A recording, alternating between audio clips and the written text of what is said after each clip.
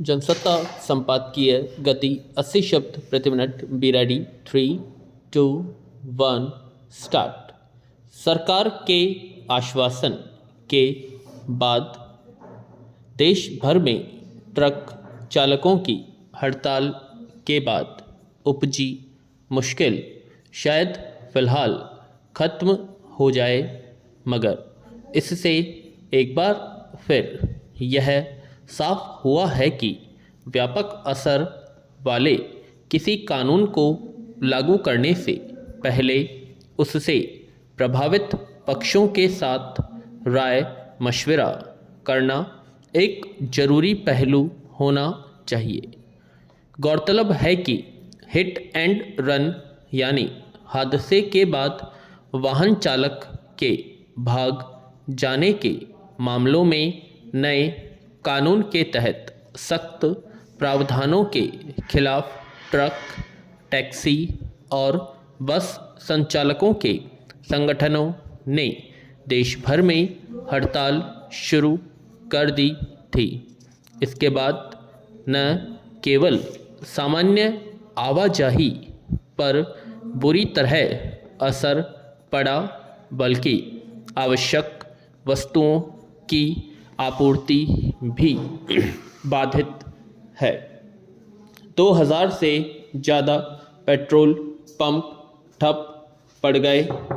जाहिर है इसका सीधा असर जनजीवन पर पड़ना शुरू हो गया और आम लोगों की रोज़मर्रा की ज़रूरत की वस्तुओं की कमी हुई और उनकी कीमतें चढ़नी शुरू हो गई। यह स्थिति शायद जल्दबाजी में लिए एक ऐसे निर्णय की वजह से पैदा हुई जिसका व्यवहार में कुछ कसौटियों पर सवालों के घेरे में माना जा रहा है।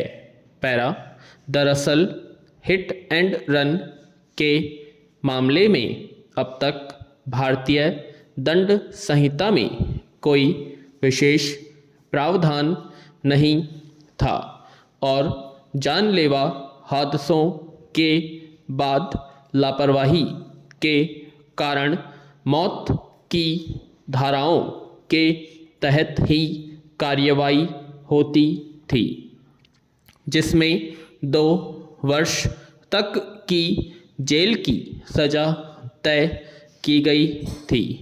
ज़्यादातर मामलों में चालक को जमानत भी मिल जाती थी, मगर नए कानून के मुताबिक कोई भी चालक अगर तेज और लापरवाही से वाहन चलाकर किसी व्यक्ति की मौत का कारण बनता है और मौके से भाग जाता है, तो उसके लिए उसे 10 वर्ष की जेल होगी और 7 लाख रुपए जुर्माना देना होगा। देश में व्यावसायिक वाहनों और ख़ास तौर पर ट्रक चालकों के रोजगार, पारिश्रमिक और काम की जो स्थितियां रही हैं, उसमें उनके बीच यह खौफ फैल कि नया कानून लागू होने के बाद उनके लिए सड़क पर सहज होकर चलना मुश्किल हो जाएगा। उनका मानना यह है कि कई बार हादसों में उनकी गलती नहीं होती है, लेकिन नया कानून लागू हुआ तो दुर्घटना के बाद आम लोगों की उग्र प्रतिक्रिया से लेकर कानूनी प्रावधान तक उनके जीवन के लिए बड़ा आघात साबित होगा। इसी आशंका की वजह से व्यावसायिक वाहन चालकों के बीच व्यापक विरोध पैदा हुआ।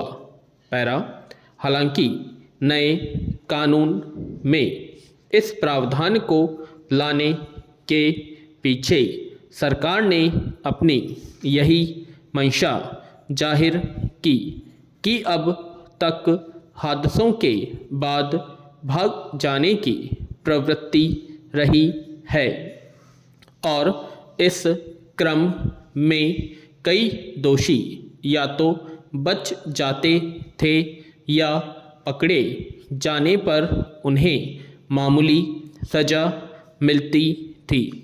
सड़कों पर बेलगाम वाहन चलाने और उसकी वजह से होने वाले हादसों पर काबू पाने के लिहाज से इसे एक सख्त पहल कहा जा सकता है, मगर इसका एक पहलू यह भी है कि देश में सड़कों से लेकर यातायात की स्थिति और नियम कायदों का पालन करने के प्रति गंभीरता की जो तस्वीर रही है वह हादसों की जिम्मेदारी को जटिल बना देती है। इसलिए इससे संबंधित कानून प्रावधानों से प्रभावित लोगों के बीच सवाल उठना लाजमी है। व्यापक दायरे और प्रभावित वर्गों के साथ विचार विमर्श के बिना किसी कानून को लागू करने और उस पर रोक की असुविधाजनक स्थिति इससे पहले कृषि कानूनों को वापस लेने के समय भी देखी गई थी। ट्रकों की हड़ताल से उपजे हालात के बाद सरकार ने कानून को लागू करने से पहले संबंधित पक्षों से राय मशविरा करने का आश्वासन दिया, लेकिन अगर यह काम पहले कर लिया गया होता तो शायद देश भर में अफरा तफरी पैदा नहीं होती। पैरा, भारतीय कुश्ती महासंघ यानी WFI को लेकर सरकार ने हाल ही में जो सख्त फैसला लिया था उससे यही संदेश गया कि देर से ही सही, लेकिन इस मसले पर जरूरी दखल दी गई है और अब इस खेल और खिलाड़ियों के बेहतर भविष्य की उम्मीद की जा सकती है। मगर अब निलंबित WFI के अध्यक्ष संजय सिंह ने जो तेवर दिखाया है उससे कोई हल या नया रास्ता निकलने के बजाय इस मुद्दे पर चल रहे घमासान के और गहराने की ही आशंका खड़ी हो गई है। दरअसल खेल मंत्रालय की ओर से WFI के निलंबित होने के बावजूद उसके अध्यक्ष ने न केवल भारतीय ओलंपिक संघ की ओर से गठित तदर्थ समिति को मानने से इनकार कर दिया, बल्कि यह भी कहा वे मंत्रालय की ओर से किए गए निलंबन को स्वीकार नहीं करते। हालांकि इस बीच तदर्थ समिति ने जयपुर में राष्ट्रीय चैंपियनशिप कराने की घोषणा की थी, मगर दूसरी ओर संजय सिंह ने भी महासंघ की ओर से यही प्रतियोगिता कराने की बात कही।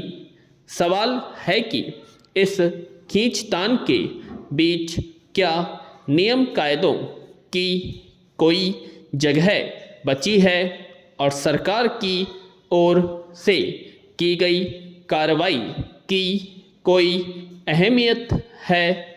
विराम।